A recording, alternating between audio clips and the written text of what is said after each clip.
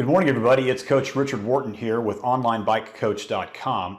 And in today's Xert Daily Ditty, well, I kind of didn't follow the directions. It was just too nice outside, so I went and rode my mountain bike. Let's take a look at where I am right now, and then let's talk a little bit about that outside ride, because my fitness is really coming along, and I'm excited to share it with you.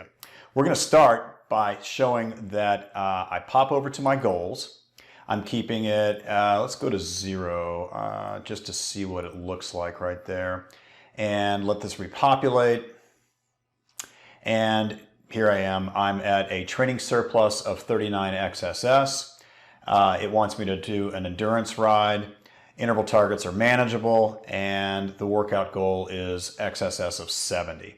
My training pacer is right on the border between 1 o'clock training optional and having to train, and if I don't work out, it'll still be right there at about 12 o'clock. Actually, today we're going to go back outside again because the weather is so good. My wife and I are going to go for a road ride, and I'll share that information with you again later in the ditty. All right, real quickly, let's go pop into the progression line, and we're going to hop into the XPMC chart.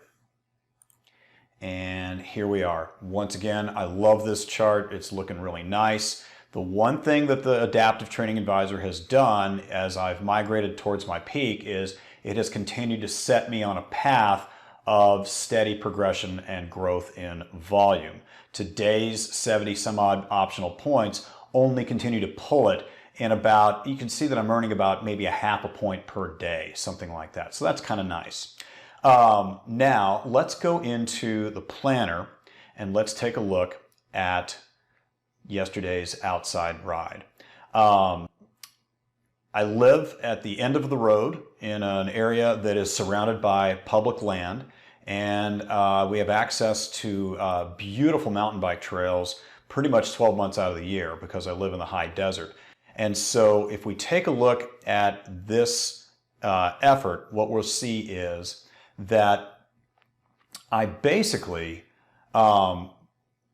never really dipped into anything too much.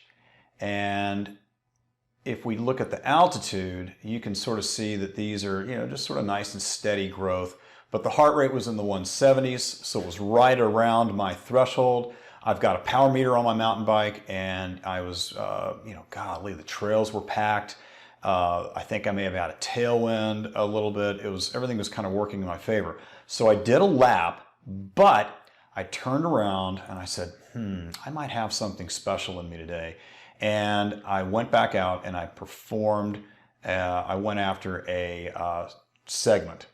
And the segment looks like this. So here we are, I'm climbing away. My heart rate is giving away some threshold and sub-threshold type climbs, but you can see mountain biking is incredibly stochastic because you've got to climb harder on the hairpins, and then you've got some whoop-de-doos and little areas that are flatter and little areas that are steeper and things like that, and you have to keep your traction, and there's all sorts of other things that are required in your head and in your body in order to keep things basically upright.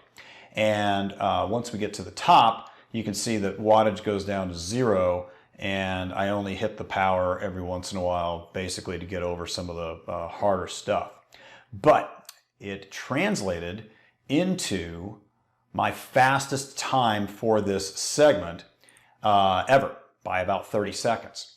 And the only reason that it's not a KOM is that the previous record was set in 2011 on a different course that Strava is not recognizing. You can see, if you zoom in, I've got some hairpins that I had to do that the previous rider did not have to get encumbered by. But it's kind of fun.